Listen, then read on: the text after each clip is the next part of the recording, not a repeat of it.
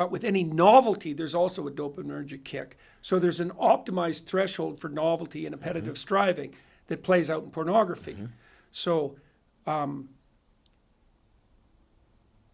there's the direct effect of the stimulus as such, but there's variation in the stimulus that's also novel. And so it's a common pattern for pornographic usage to become more, what would you say, fetishistic. That's one way of thinking about it as it progresses, because that keeps the novelty alive.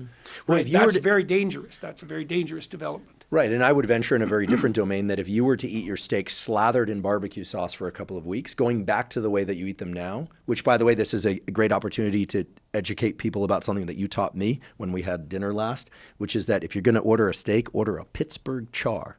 The char on the outside is incredibly tasty. We love that, the umami taste. We should have a devoted taste receptor to that. It's complex. Yeah. So, and if they don't know what a Pittsburgh char is, then maybe you're in the wrong restaurant or you need to educate them. But incredibly satiating, delicious, right? But if you were to slather those steaks in a bunch of things, I would suspect that after a while, your plain steaks wouldn't taste as good. Oh, certainly. But the way to make them taste good again would be to eat them plain for a period of time in which the stuff, all the condiments, et cetera, would start to become aversive. I do believe that when we return to the sort of most naturally satisfying mode of engaging with these circuits, here we're talking about food and sex in parallel, that they become especially satiating.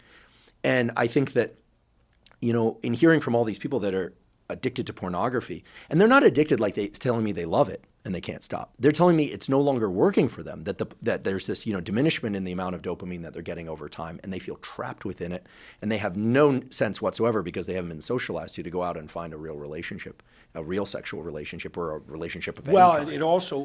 It's also there is some evidence suggesting too that if you've been socialized into pornography, sexuality, it's actually quite difficult to establish a sexual relationship with an actual partner.